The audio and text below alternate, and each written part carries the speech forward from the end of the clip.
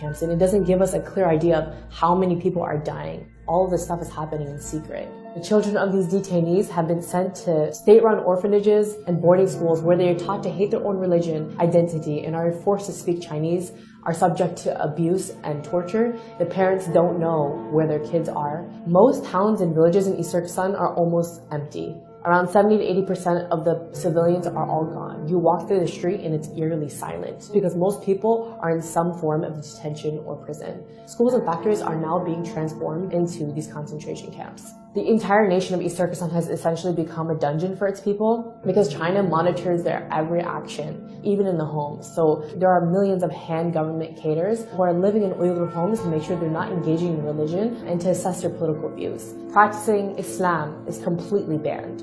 So for me to even say something like, oh, I'll see you tomorrow, God willing, is prohibited because you said the word God. Even having an Islamic name is a crime. So you have to change your name from a name like Muhammad or Fatima to an ethnic Han name. Thousands of Uyghur women are also forced to marry ethnic Han Chinese men. And this is another way to get rid of the next generation of Uyghurs. So why is China cracking down on Uyghurs and Turkic Muslims specifically? East Turkestan is really rich in minerals and resources, so by putting people into camps and basically carrying out an ethnic cleansing, China is attempting to maintain tight control over the mineral-rich land. You might wonder why the world has been really silent about this whole issue, and it's because of a few reasons. Number one, China has tightly controlled its media, so a lot of what's happening can't really be revealed outside to the rest of the world. Number two, even when people know about it, or even when governments know about it, they are forced to remain silent due to Chinese pressure and their economic and strategic ties to the country. So the question is, what can you do?